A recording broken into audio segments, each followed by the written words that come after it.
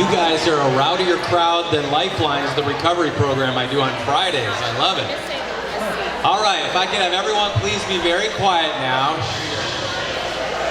Let's go ahead and get started. I want to make sure to give our presenter plenty of time to give his presentation. So hello everyone and welcome to the CarePossible Luncheon. My name is Randy Moretus. I'm the president of CarePossible, and I am I can't even tell you how excited I am to see this turnout. So thank you all so much for being here. Really an amazing turnout for a midweek luncheon. So I just really appreciate the support, and it makes my heart feel so good, and it fills me with hope that as we come together as a community to help fight addiction and provide care for those in need, that there really is hope to save a lot of lives and a lot of families together. And so I just want to thank you for being here. I know how busy you all are. You know, I also am a coach, counselor, interventionist, so I probably, like you guys, I get maybe half a dozen emails every week inviting me to luncheons, to trainings, to CEU things, to conferences. And there's only so much time in the week, and whenever you say yes to one thing, you're saying no to something else. So thank you guys for saying yes to being here today. I really appreciate that. And I also want to take a moment to thank our sponsors who are at the tables up front. They funded today's event, they made it possible, and plus they're also helping to fund treatment for low-income and military families. And so thank you to the sponsors, thank you to Balboa Horizons, to Covenant Hills, to Foundations, to Mariners Recovery Ministry, to Northbound, and to Sober Living by the Sea. So how about a big hand for our sponsors? Thank you guys. And if you haven't stopped by their tables yet, be sure to stop by before you leave and exchange information, get their contact info. And as a coach, I'm really big into goals. I'm all about goals and setting goals, working towards goals, achieving goals. And for today, I have 3 goals for all of us. The first goal is to learn some relevant information about addiction treatment. Did anybody happen to catch the CNN special last night? One person. Wow. I feel bad for CNN. 2 people. They need to do some better advertising. But there was an amazing special, like a town hall meeting on addiction treatment and the opioid epidemic, and about how there's one opioid fatal overdose every 19 minutes in our country, according to the CDC. Every 19 minutes. It's huge. I mean, it literally is an epidemic. And so one of the goals today is to learn some relevant information that you can take and you can apply and use to help people, help save lives, help care for people, and treat people. The second goal is to make some new friends today.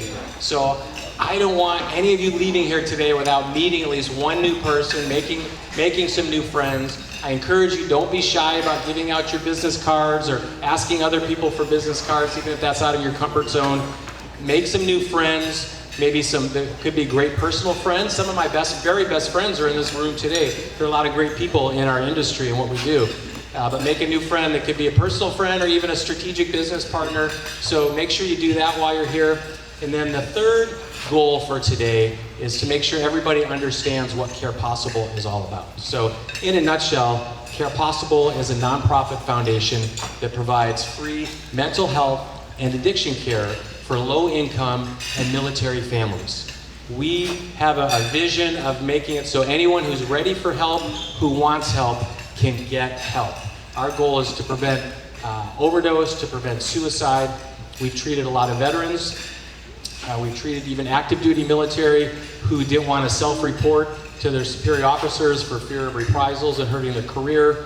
We've helped, and I've been looking at some of the people we've helped, but we've helped a lot of single moms over the last 3 years. A lot of single moms struggling with stuff, either themselves personally or with their kids or both, and we've helped a lot of their kids.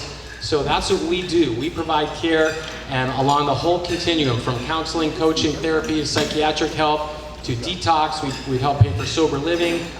We've partnered with some of the people up front, and they've helped provide inpatient treatment and help save lives, literally save lives. So that's what we do, and that's why I'm so glad to see such a great turnout, because now you guys are part of the CarePossible family. So however you could support us, whether it's with positive thoughts or prayers or liking our social media or donating. There's donation envelopes on your table if you want to do that, or even participating in the raffle. You have a couple minutes left to buy tickets for our opportunity drawings. We're having a 50-50 drawing where someone could walk away with a pocket full of cash. We've got three great pieces of art that are very valuable. So someone's going to walk away with that stuff today. We'll do the drawing at the end after our talk. So that's what CarePossible is about. It's about providing care, making care possible for folks in need. So thank you for being here, for being part of our luncheon. And we're the type of nonprofit that, we can't do a slideshow of starving children or, abandoned puppies, which both are causes that I love and support, and they're important. But we have to maintain the confidentiality and anonymity of the people that we care for, the people that we treat. And so sometimes the best way for us to communicate the message is to have someone share their personal experience of having been part of CarePossible. And so today we've got an amazing lady who's going to come up and share. She's a community manager at the St. Joseph Hospital System and a Mission Hospital, and she's going to come up and share her recent experience with CarePossible. So do me a favor, give it up for Carla DeCandia.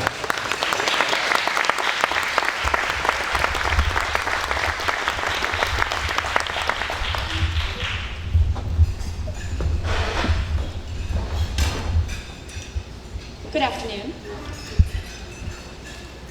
I have to tell you, I do a lot of public speaking for the hospital, and I lead a lot of collaboratives and task forces, and I'm not usually nervous, but today I'm really nervous because it's really different to get up and talk about something that's personal as opposed to metrics and outcomes and the Affordable Care Act and that kind of stuff. So I wanted to give you that disclaimer because I am really nervous. I actually, for the first time, I was telling my boss, I actually typed out what I was wanting to say.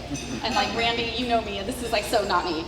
But, so forgive me if I start to read because CarePossible has truly touched my life and the life of somebody that I care for very deeply.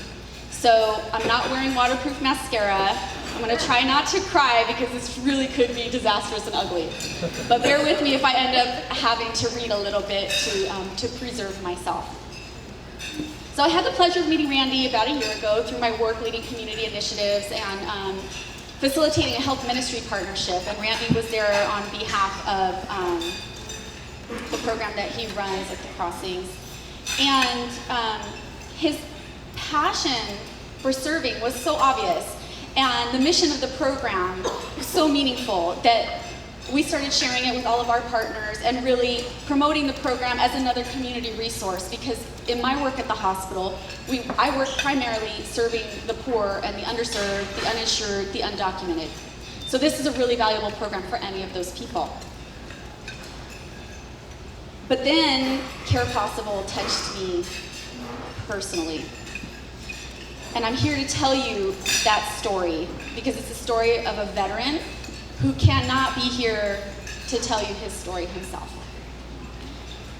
So Robbie was in the Air Force for 10 years. He did 3 combat tours. He was discharged from the Air Force with a diagnosis of PTSD. And the VA offered him treatment, which ended up being join us at the psychiatric ward at the VA with the chronically mentally ill. And that didn't really work out that well. So he didn't stay in the program, he began self-medicating with alcohol. He lost his home, he lost his marriage, he lost his driver's license, he went to jail. And all of the odds were really stacked against him from the very beginning. So Robbie had a diagnosis of ADHD as a child that was never treated. There's alcoholism both on the maternal and paternal grandparents' side. He comes from a Hispanic family where addiction and mental health is highly stigmatized. He grew up in a culture at the river with a lot of drinking, a lot of partying, a culture of alcohol abuse in his family. Then you throw in PTSD, anxiety, depression. And geographically, he was isolated because he's from a very small mountain community, an hour southeast of Temecula, where there's nothing. The population is 7,000. So their AA meeting is a bunch of men getting together to just kind of basically, forgive me, but shoot the shit and not review the book, not talk about anything really significant. And that was how he was trying to take care of himself. He was like, I can do this myself. I'm gonna go to AA meetings. And then he started going to 2 AA meetings a day. And he thought he could do it on his own. And you all know that that doesn't work. So he was trying and he was doing okay. And then I asked him to house sit for me one weekend so that I could go to Las Vegas with girlfriend. And for 2 days while I was in Las Vegas, I could not reach him. And I have animals. I have chickens. I know, you would never guess, right? I have chickens and I have dogs, and I have 3 of each. And the whole reason he was there was to make sure that those animals get locked up at night, that they get fed, and that everything is fine.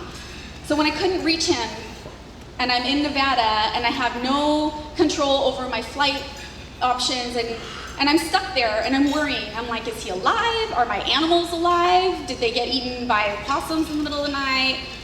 So I asked a friend of mine who's a nurse to go to my house and see what was going on.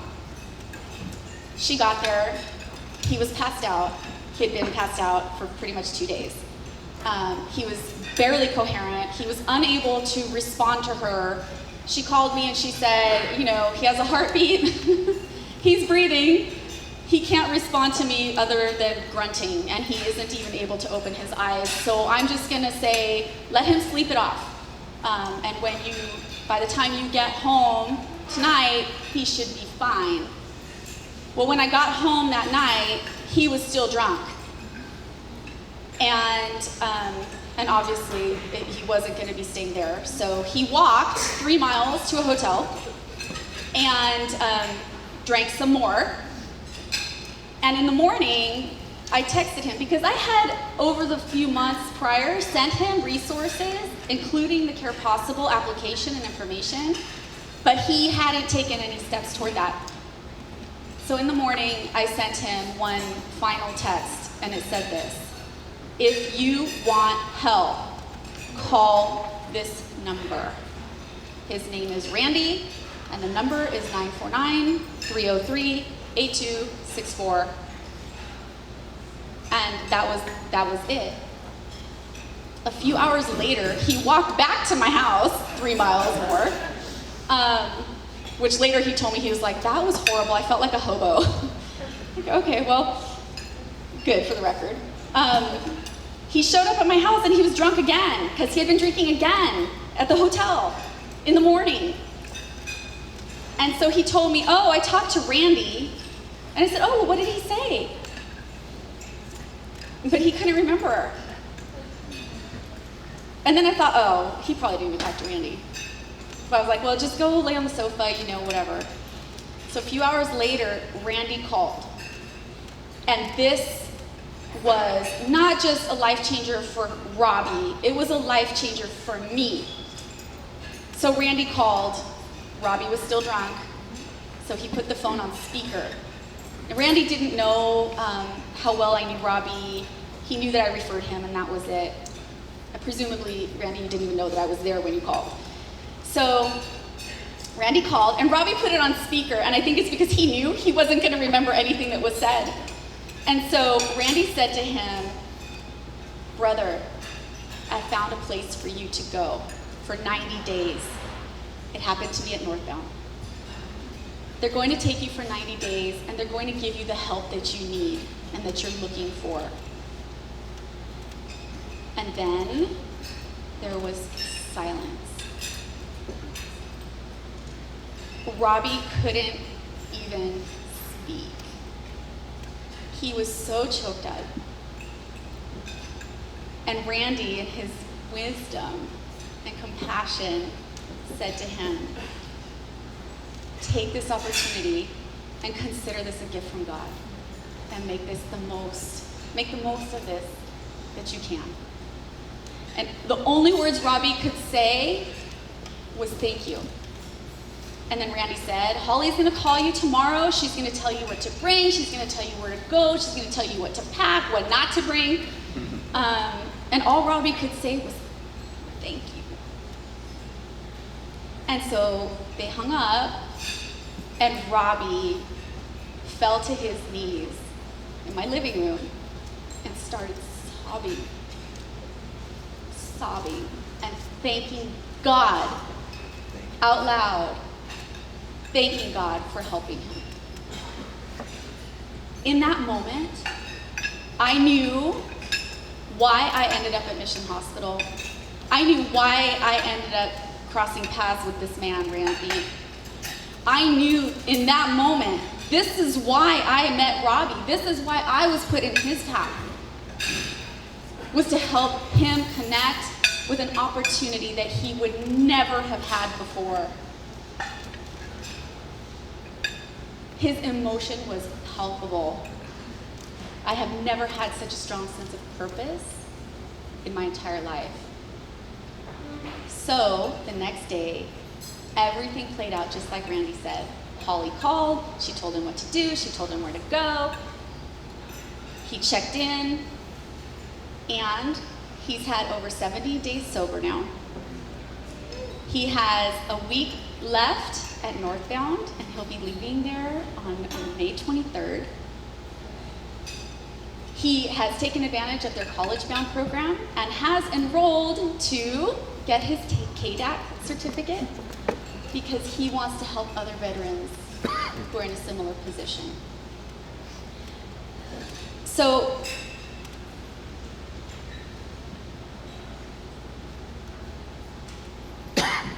this is my testament to CarePossible. And it's the only resource that some of our veterans have. And we have an opportunity here today as individuals in a human service industry to help support that effort. And I'm sharing Robbie's story with you in hopes that you'll be inspired, whether it's to donate a treatment package or whether it's to donate money. There are envelopes on your tables. If you didn't take advantage of the opportunity when you bought your ticket, you could add some money to donate. If you didn't have that opportunity, then you still have another opportunity today to do that.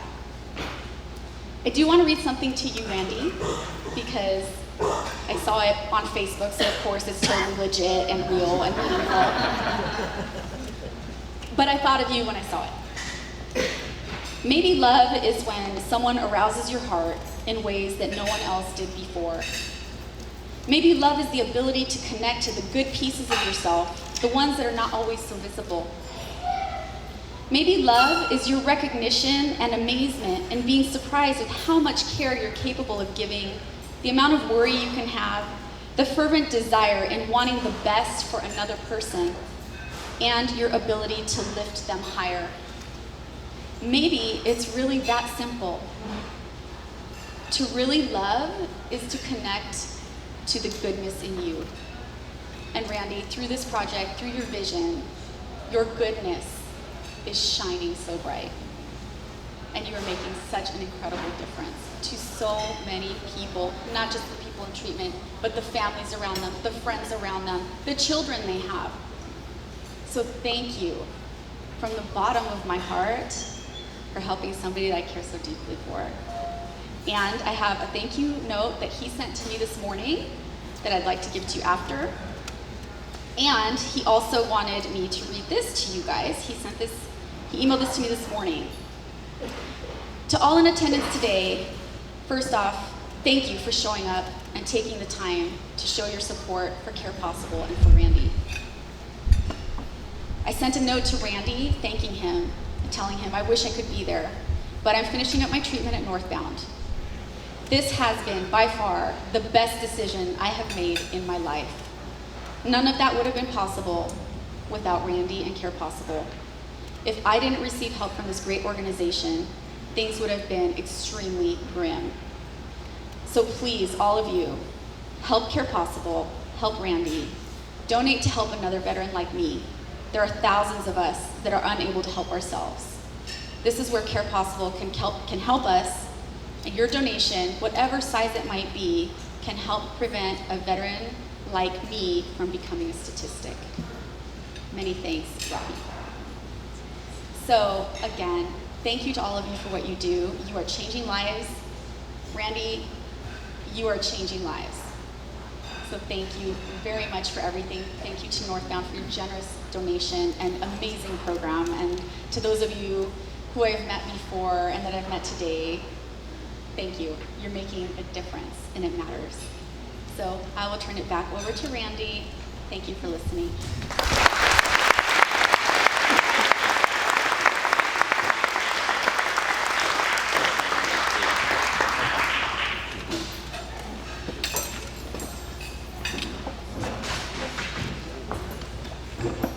That is tough to follow. Wow. But that's what we do at CarePossible. If you're wondering, what is this CarePossible thing all about? Now you know, that's what we do. And I'll never forget the moment of that phone call and just the power of healing that was happening. So, all right, I'm going to shift gears a little bit now. Thank you, Carla. That was amazing. Thank you for sharing your heart, putting it all out there, being transparent. But we're going to shift gears, and it's really a pleasure for me to introduce our presenter today. He is, well, I could spend the rest of the luncheon just going over his bio and his resume. He's a board-certified psychiatrist. He also has a master's in public health from UCLA. He's a member of the Royal College of Physicians in England, which is pretty cool. Not many people can say that. He's on the board of directors of CarePossible, and he's been giving of his time and his talent and his wisdom to CarePossible since the very beginning. And he's also currently the medical director at Sober Living by the Sea. But my favorite part about him is that he has been a very dear, loyal, giving friend to me and my family for over 25 years. So please join me in welcoming Dr. Warren Taff.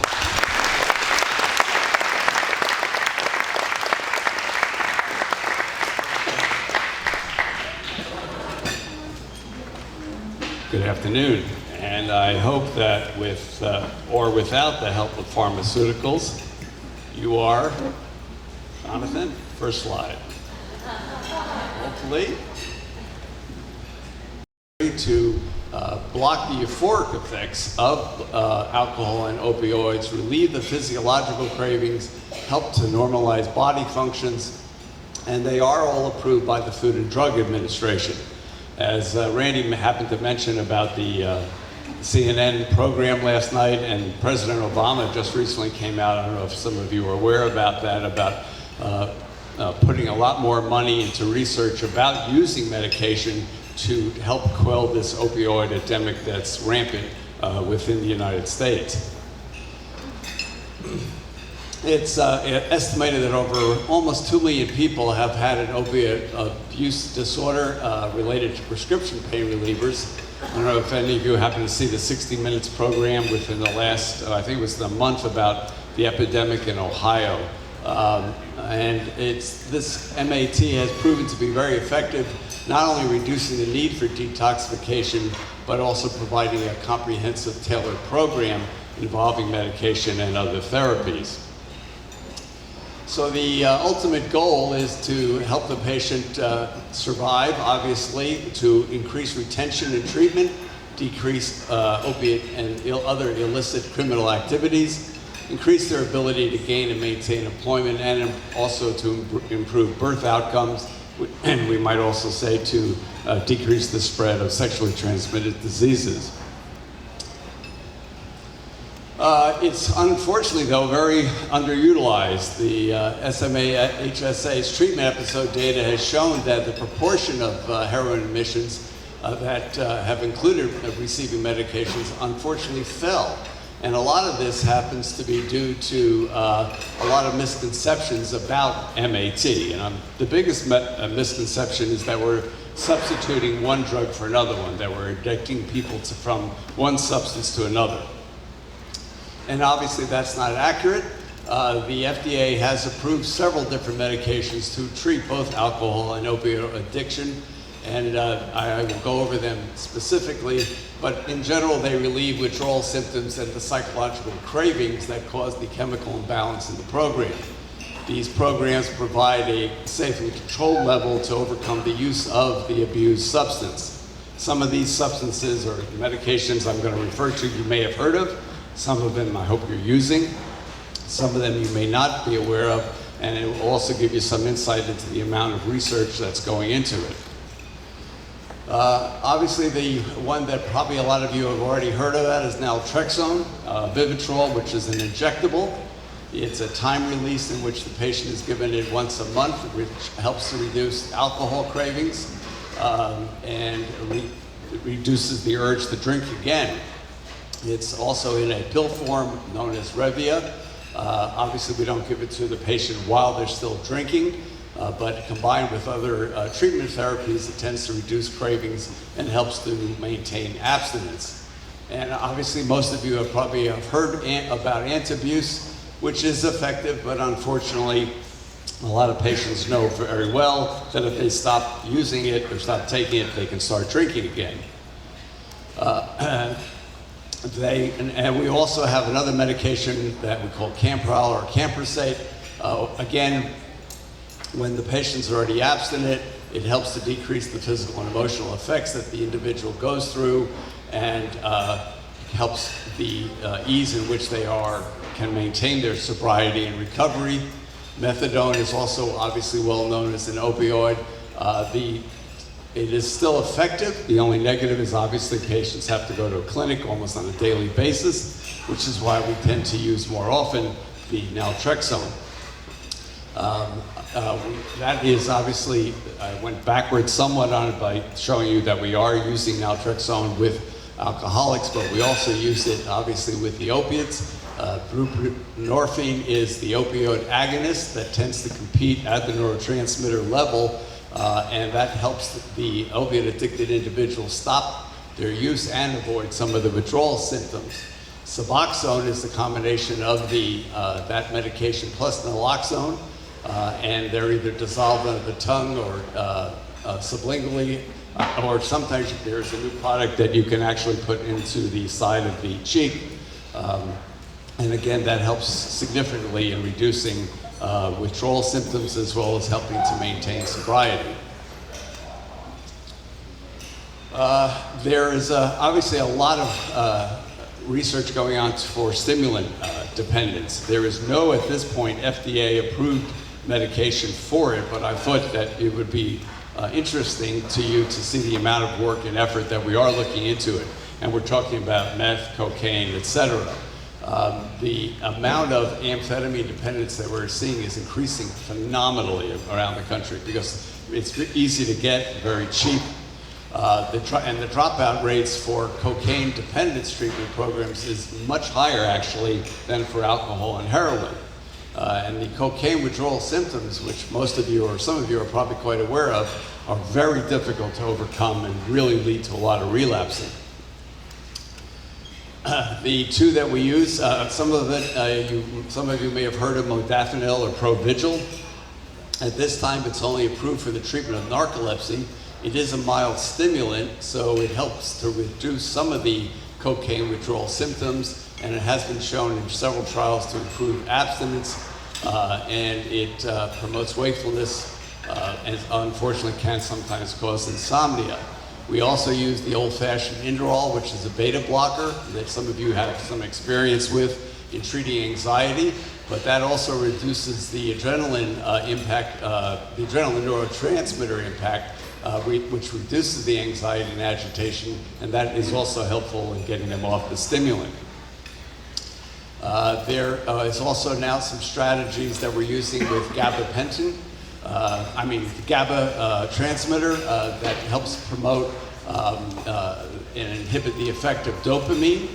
We're using anti-seizure medications, such as on the right, Topamax or topiramate, which is an anticonvulsant that increases brain GABA and facilitates its transmission.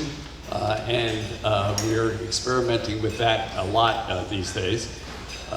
There's a lot of research going in there through the National Institute of Health. Tiagabine is another one that's an anticonvulsant, at this point only approved for treatment of seizures, but again has been known to raise GABA levels. There's also a vaccine that stimulates the production of cocaine-specific antibodies, which is a really interesting research area. And then, believe it or not, the old-fashioned antabuse has been found to block enzymatic degradation of cocaine and dopamine, which leads to extremely high cocaine levels, and we're trying to experiment with that. So it's a bit of a desperation, to be honest with you. We're trying to fit some round, pegs into square holes, so to speak, but it's something that we're all concerned about. And then lastly, and some of this you may not be aware of, we are experimenting with THC patches for marijuana withdrawal and dependence. As some of you know, there is a big push around the country to make marijuana legalized, which is a topic for another entire conversation. But with patients who are having problems with this, we have been finding that the patch has been very effective in overcoming the withdrawal. Nicotine addiction medication has been something that a lot of treatment programs are not, in my mind, experimenting or utilizing as much as are available. The two medications are Zyban, which is basically a reformulation of the antidepressant Wellbutrin or bupropion, and that with Chantix has been found to be very helpful with the combination of trying to keep people who, especially people who have problems with alcohol and tobacco dependence. Next one. And last but not least, since it is an addictive behavior, I just wanted to mention that we are using two medications for what's known as binge eating disorder. One of them is Vyvanse, a stimulant medication more commonly used in ADHD, and the other one is Topamax, which I mentioned earlier as an anti-convulsant. I would be remiss without mentioning the next group of medications. Next slide. Which I'm sure you're all familiar with. And if you have problems, instead of trying to lift yourself up by balloons, you might just think about why don't you get some of those antidepressants. That's obviously a topic for another conversation, but obviously we do use antidepressants with this group of patients as they're very, very helpful. And last but not least, as I started to say in the beginning, medication-assisted treatment does involve therapy, which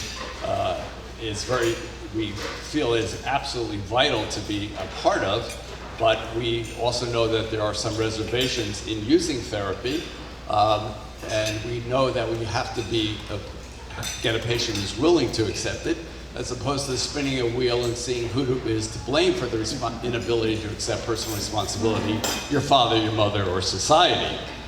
And that psychotherapy doesn't take as long as it used to, but despite the inroads of managed care, we have not been able to reduce it to the desired goal of single session therapy by slapping the patient into snapping out of it.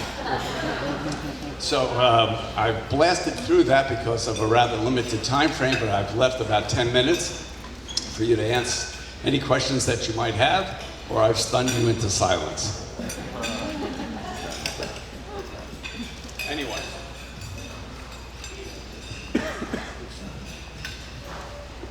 Yes, sir. What's your experience with the naltrexone implant? Well, we haven't used it that much recently because to be honest with you, a lot of the insurance companies are not authorizing it yet because it's a newer product. From my research and from my studies about it, it seems to be as effective as anything else if the patient is willing to undergo it. And we're having enough trouble getting patients to be willing to take the injection, so hopefully we'll get over that resistance. Yes, ma'am. We couldn't hear the I'm sorry. question. The gentleman asked about the naltrexone implant, and I was just saying that it's being used a lot more. Unfortunately, we're having some difficulties getting insurance companies to approve it, but I think once we get over that hurdle, it should be acceptable. It's FDA approved in certain populations, but it's not getting as much usefulness as we would like it to be, and that's where that big push that is coming from on high governmentally. So I think you're going to find a lot more approval, and I think it's going to be a lot more difficult for insurance companies to say no. Another hand I saw floating around somewhere where I was fantasizing. Okay, thank you very much. Randy, it's all yours.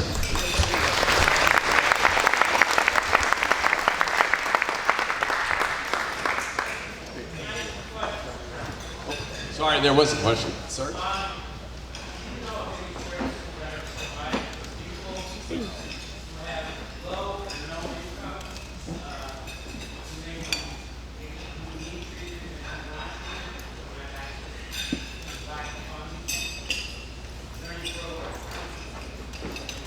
Well, I think that's what CarePossible is all about for low-income families. Are you asking something above it or a specific type of program?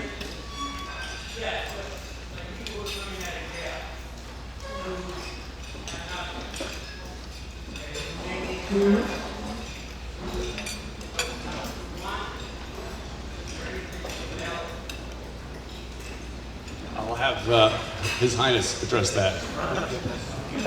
His Highness, you're the member of the Royal College of Physicians, so you're Sir Doctor, I think. So that is a huge problem. That's exactly why I launched CarePossible over 3 years ago, because every day I was meeting people who were finally ready for help. They needed help. They had no resources. And I found that social workers like Cindy Castle, who's over here, she is just a queen of resources for issues like that.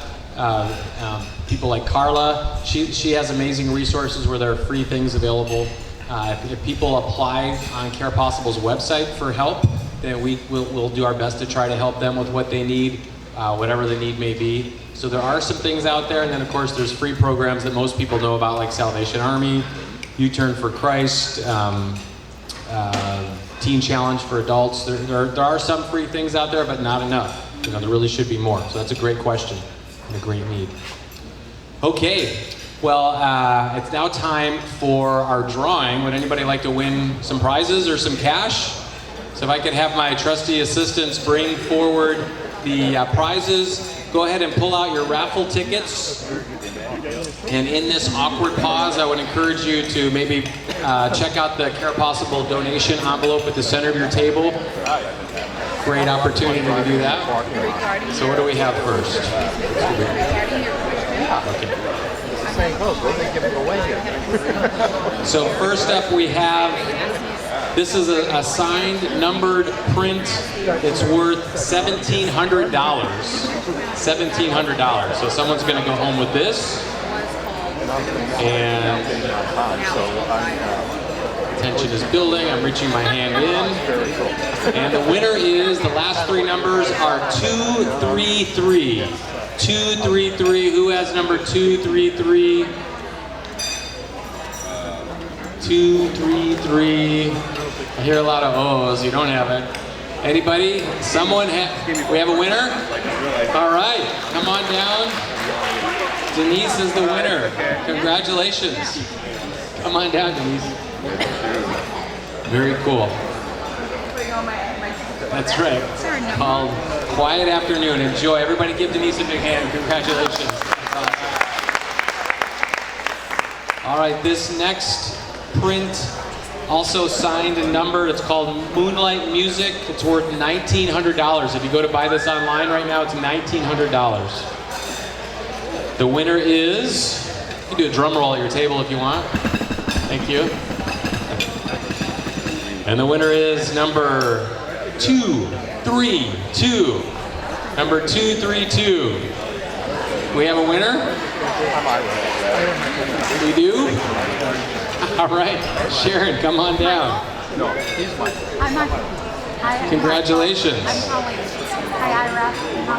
Sharon is an amazing volunteer who helps out a lot with CarePossible stuff, so this is much deserved. Congratulations. Everybody give it up for Sharon. That's so cool. All right, very cool. And finally, this is for a Bugs Bunny print. It's also signed, numbered, a Chuck Jones print. And this one's framed. And the value of that one, I believe, is $300. It's pretty cool if you like Bugs Bunny.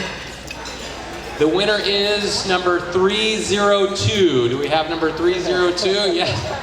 Really? All right. Our photographer, videographer won it. Yay. Congratulations. Good job, Steve. All right. Yes. He's happy. Woo. All right. Okay. So we have for the 50-50 drawing for cash. Does anybody here like cash? Anybody like to leave with some cash? It is $85, you said? So someone's getting $85 cash right now. You can do a drum roll for this one if you want. Okay, here we go. Oh, now it's quiet. Now it's quiet. Yeah. The winning number is 311. 311. Who's leaving with the cash? No way. No way.